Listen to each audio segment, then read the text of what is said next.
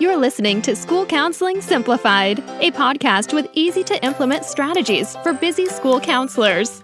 Here's your host, Rachel Davis from Bright Futures Counseling. Let's play a little game of Would You Rather, School Counselor Edition. Okay, would you rather spend your weekend planning a group or spend your afternoon sitting in irrelevant PD? Yikes. Or would you rather be the only counselor with no one to collaborate with, or to spend hours searching online for engaging activities? All of these options are pretty bad, right? But unfortunately, they're all too real. But what if I told you I had a solution for you? What if I told you I had access to hundreds of school counseling lessons, groups, and activities, counselor-specific trainings on the topics you need most, and a community of like-minded school counselors to support you? You would say, yes, please. Well, that is what Impact is all about. Impact is my monthly membership for school counselors, and it helps you with all of these things.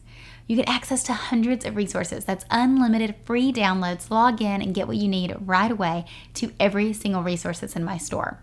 We add new resources each and every month. We're adding a new middle school and elementary resource each month, and some of these are bonus Impact exclusives, meaning that you can get resources just for members. You can request resources that you need and easily search so you can find exactly what you're looking for. And let's talk about the trainings, counselor-specific trainings on the topics you need most. We do these each and every month as part of our Coffee with the Counselor series. Impact members get to join for absolutely free. You earn PD certificates and you get exclusive access to members-only things like the Ultimate Small Group Experience and our Summer Summit Conference. And the community. Y'all, this is possibly my favorite part of Impact. I so look forward to jumping on these calls, to getting to know counselors who are similar to me and also completely different. It's so fun to hear from your experiences and your challenges, and everyone brings a unique perspective to the table. We have an exclusive online community, and we even have a cool app where you can chat with other counselors in these community circles. We have our monthly calls, like I mentioned, twice a month, and we share wins, troubleshoot tough cases, and just talk about what it's like to be a counselor, because so often we're on our own island at our school sites. So if any of that sounds like it's for you, I would love to see you inside Impact. Go to stressfreeschoolcounseling.com/impact to solve all of your counselor problems. And I have a special offer for my listeners. Use code POD at checkout to save 10% off your first month. Okay, let's go to today's episode. Hey there, you're listening to another episode of School Counseling Simplified. So today on the podcast, I want to talk all about small groups. Now, I talk about small groups a lot. They are my favorite tier of counseling. I love to do small groups. The main reason why I love to do small groups is because, well, I have two reasons. The first reason is because it's efficient, right? I can see more students in less time. I'm always trying to increase my impact with students, so this is a great, efficient way to do that. The second reason I love small groups is because it's so cool to watch the kids connect. A lot of times they'll start off kind of shy, but as they build rapport and get a little more vulnerable and sharing, it's really cool to see these bonds and watch the kids share, connect, and grow and learn from one another. We can learn so much more from one another than just by ourselves or in a one-on-one setting. So that's why I love small groups. Like them or not, you're probably going to have to do some this year, and I want to help you take the planning stress out of it. So I'm going to share small group planning tips from start to finish. Now, this is kind of beefy. There's a lot here, and even though this episode might not be super long lengthwise, I really want you to take away what I'm saying and implement it. So I'm likely going to break this up into 2 episodes, but let's go ahead and get started. Do you ever wish someone would tell you what you're supposed to be doing, when you're supposed to be doing it, and how you're supposed to be doing it? Well, I've got you covered with school counseling lesson plans for the entire school year. And the best part, they're absolutely free. Go to bit.ly/counseling lesson plans to download yours today. I hope you find these super helpful and you're going to have your best year yet. So the first thing you're going to do is figure out which students are going to be in your group. Now, a lot of times counselors ask me this, and the answer is very simple. It's referral based. So as a school counselor, you're likely going to get referrals. So hopefully you have a referral system established and people fill out a referral form stating the child's name, their area of need, the severity level, all of that good stuff. But maybe you don't have a referral process established yet. That's okay too.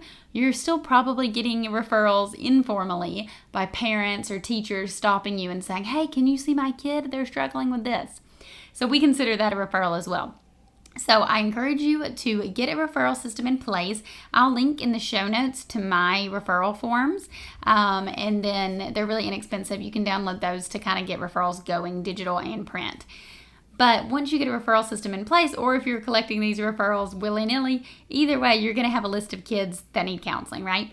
So how we form groups is we look at those referrals and we're like, okay, well, I have some kids who have similar needs, similar grade level, similar needs. I'm going to put them in a group rather than see them all individually because, like I said, it's more efficient and we see a lot of benefits from doing group work. So let's use self-control as the example. Let's say you have 4 referrals for different students who are struggling with self-control. You can then decide that you're going to do a self-control group. Now, like I said, referrals are the single answer to how you're going to find students for your group, but I do want to do a little bonus thing here on recruiting students. Now, as counselors, we're not necessarily recruiting people for counseling or recruiting people for our services. Even if you're eager and brand new and you can't wait to fill up your groups, believe me, the referrals will come. But when I say recruit, I mean you could simply have a plan. Like maybe you're thinking, hey, last year I did this group, on friendship and it went really well. I think I'm going to do another friendship group this year. And you could put out some feelers. You could, email teachers and say, hey, I'm going to do a friendship group with K and first grade students. If you have anyone who you think would be a good fit, who's struggling with friendships, send them my way. That's a good idea to kind of cover all your bases because there's likely a teacher or a parent who has on their to-do list, like, oh, do referral form, but they haven't gotten around to it yet. So that's kind of how to get a clean sweep and make sure you're getting all the students who need support. So you could mention it to staff. You could mention it to parents, like this month in counseling, we're going to start these groups if you want your child to participate, But I've never done that with parents. I have done it with teachers. But when I've done it with teachers, it's usually been like based on previous needs. Like, hey, last year we did this and it worked well. Thinking of doing it again. Do you have anyone you would recommend? So that's my little caveat on recruiting students as well. So now that we have students for your group, we have to get to planning. So what we want to do first is ask permission. Now, I had a counselor reach out to me the other day and she was saying, do we have to have permission? And here's the thing. It varies. I don't know which state you're in. I don't even know which country you're in. So it's going to vary. So there's not a blanket answer here. But in my experience, the more permission, the better. And the more over communicating, the better. So I like to show parents how counseling is a positive thing.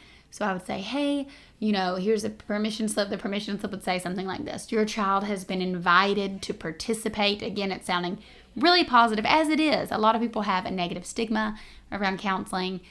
So we want to take away any doubts or hesitations the parents may have by saying, hey, your child's been recommended for this group.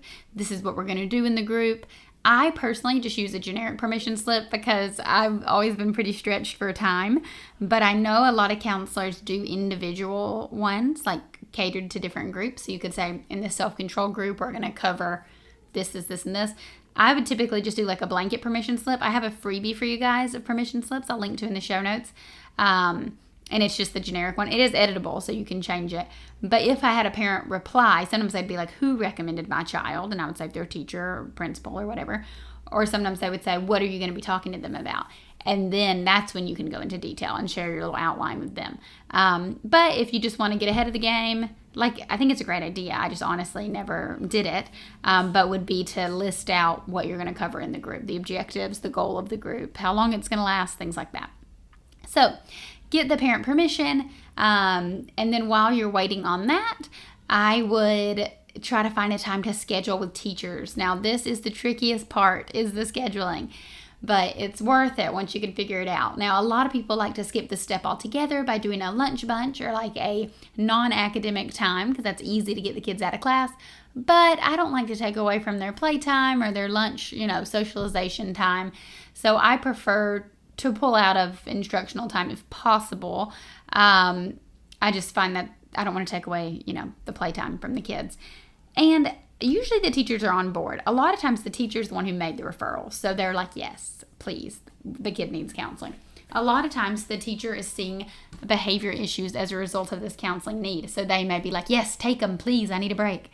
Or a lot of times the teacher is, hesitant, like, no, we're not going to miss math for social skills group or whatever. And that's when you need to be confident and prepared. That's when you need to say, in order to achieve academic success, the child needs to first learn these social skills. Talk to them about Maslow's hierarchy of needs, how in order to be a successful student in the classroom, they need to first have these social skills, things like that. So be prepared to handle some pushback, but usually teachers are pretty chill. You might have one or two who give you a hard time. And then you're going to do the big puzzle piece of scheduling. So you'll figure out, so for example, let's say you have 5 different students. Maybe some of them have the same teacher. That's great. And it is easier if you can group students who are in the same class. That's way easier because you only have to talk to one teacher for multiple kids.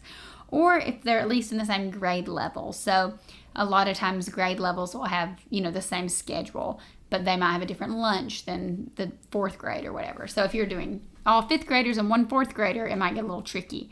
I do mixed grades, but I'm just saying it's easiest, same class, easier, same grade, and then a little tricky but doable, different grades.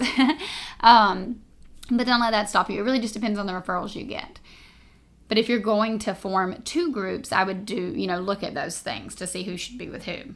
So you're going to send an email to teachers, say, hey, this student's been referred for counseling. We're trying to schedule a time. Can you give me a few days and times that work best for you? And then you're going to hopefully see some overlap there. And then you'll say, okay, we decided on Tuesdays at 2 o'clock. It's going to be 30 minutes long. Thank you. Or if you have like 4 out of 5 teachers say that time, then you can just, sometimes it's good if you have a time picked out in advance, or if majority of teachers want a certain time, then you can just email saying, hey, like, the group's going to be Tuesdays at 2. Does this work for you? Sometimes it's easier for people just to say yes or no than to look at their whole schedule and try to figure out what works best. Okay, that was kind of a lot. My takeaways for you from this episode when it comes to small group planning from start to finish are to look at your referrals, recruit students if necessary, ask for parent permission, share information about the group, and then you're going to find a time and schedule with teachers. Okay, so why don't you go ahead and get started with that? And then next week, I'll continue this conversation with you. We're going to get into the nitty-gritty of planning the actual group. Okay, talk then. Thanks for listening to School Counseling Simplified. You can find the links from today's episode in the show notes. If you'd like to connect with Rachel, she's on Instagram and Teachers Pay Teachers at Bright Futures Counseling. Be sure to subscribe to the podcast so you don't miss any episodes of School Counseling Simplified. Talk to you next week.